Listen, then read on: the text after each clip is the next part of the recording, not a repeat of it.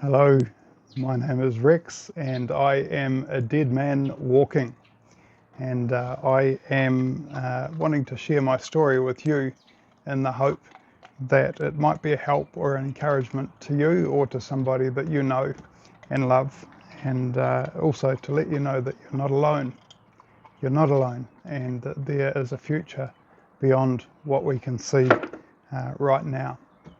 So last time, the previous item in this YouTube playlist, I talked about how I found out that I had cancer, how it was a bit of a surprise, and the surgery and everything.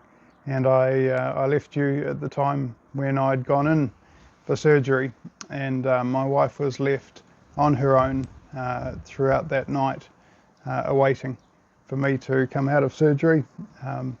And to see if in fact I had got through.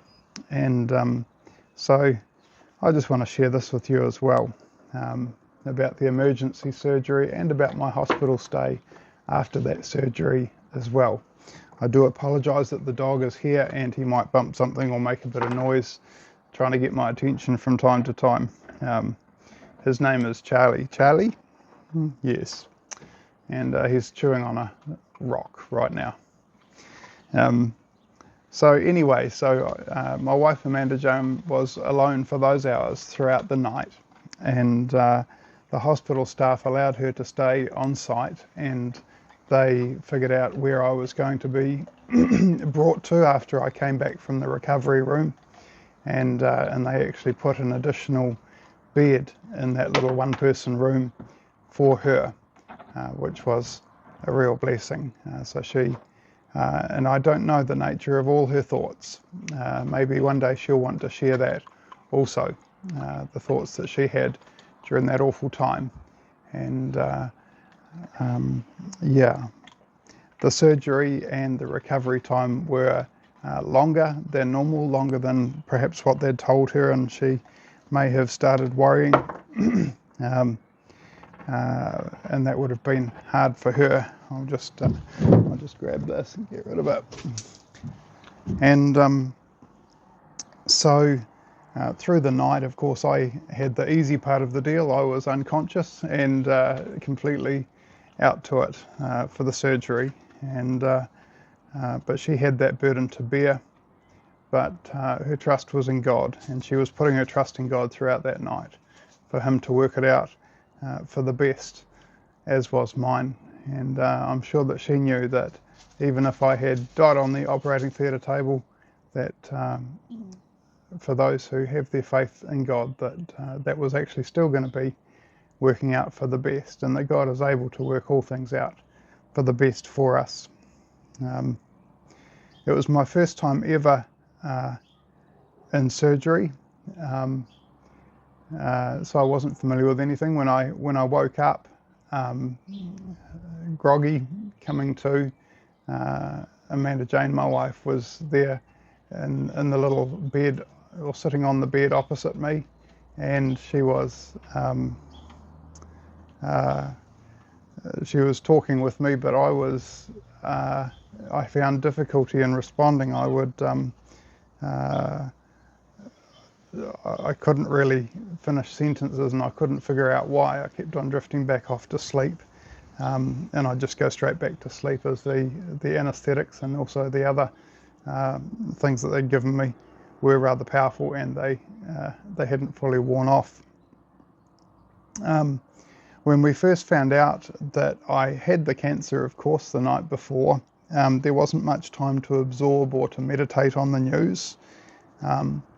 But one thing that I was very keenly aware of is that God gave me peace at that time straight away, where I would have thought that I would have panic. I had peace instead, especially at the idea that I might die while our children were still in their teenage years, and at their most sensitive.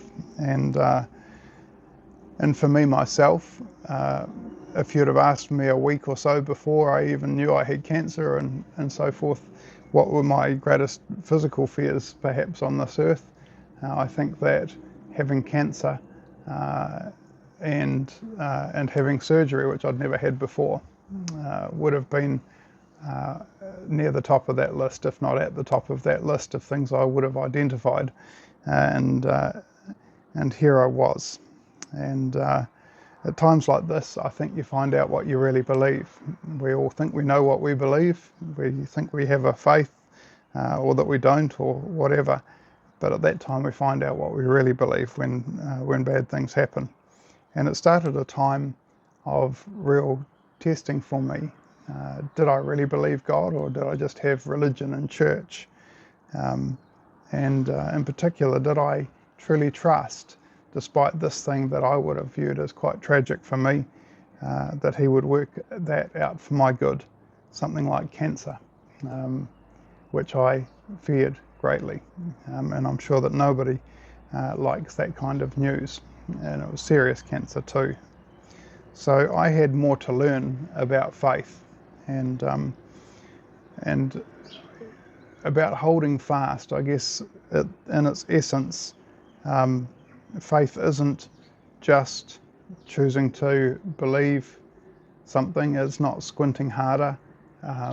It's actually trusting our entire selves to God, and that means our decisions, our life, everything, and not only laying hold of the object of our faith, but also letting go of other things that we could put our trust in and rely on, so that our faith is entirely where it ought to be, rejecting lies and that sort of thing. And one of the things I had to early on learn was to put aside my natural negative thoughts, my fears, and then as time went on and there was less of the shock and more of the setting in of things, to lay aside my potential for ungratefulness or feeling sorry for myself. Certainly I'm one of those people that is prone to self-absorption or feeling sorry for myself first. And so I was having to learn how to not give the devil a foothold in my thoughts, and also learning to train my mind to focus on the things that are good and right and lovely, and that's what God tells us to do in our lives, full stop. But learning to focus on those things and not to let negative things from the devil take up that real estate in my mind. So there I was on oxygen, and I had tubes everywhere. I had a urinary catheter, and I had a pump and a pipe going right into the wound, to the actual surgery site itself, and that was pumping anaesthetic into the surgical area itself, local anaesthetic. That's a very good invention. I'm sure it must make a massive difference post-operative. And I had another pump that was sucking gently on the wound at through the dressing, and making sure that it removed fluid. And the dressing itself, it was rather large. It was about a foot long, probably about that long, or should I say the wound itself was about that long. It was a decent sized wound going from about here down through there. And I'll show it to you later on anyway. But one of the things that intrigued me is that the cut went right through, sliced my belly button in half, and I couldn't figure out why they would do that. I still don't understand quite why you'd do that rather than going just one side of it, but no doubt there will be a very good reason. But that was fascinating. So what they had done in the surgery was called a Hartmann's and laparotomy. And so they had gone in, they had chopped out a section of my intestine, or should I say my bowel, or my lower intestine, and that's the section that had the cancer in it. And they also chopped some other things out as well, other areas like lymph nodes and those sorts of things, and they cut in a sort of a V shape downwards. And the reason they do that is that they send all the stuff away to get it tested to see well, how far has this cancer gone. And so they try and cut outside where the cancer is and get everything, And so they take all the stuff they've cut out and they want to see how far has the cancer extended towards the outside of what they had cut out. And so in addition to that surgery, they had also, because they've cut my stomach, or I'm not using the correct technical terms, of course, because they'd cut my bowel off, I no longer had the part going out my rectum to poo from. That actually, they changed it and they brought it out the front of my stomach. And so they cut a hole next to the surgical site, next to the main surgical wound, and they brought out my stomach and they sewed the bowel so it comes out like a pipe just sticking out through the side of the barrel of my torso.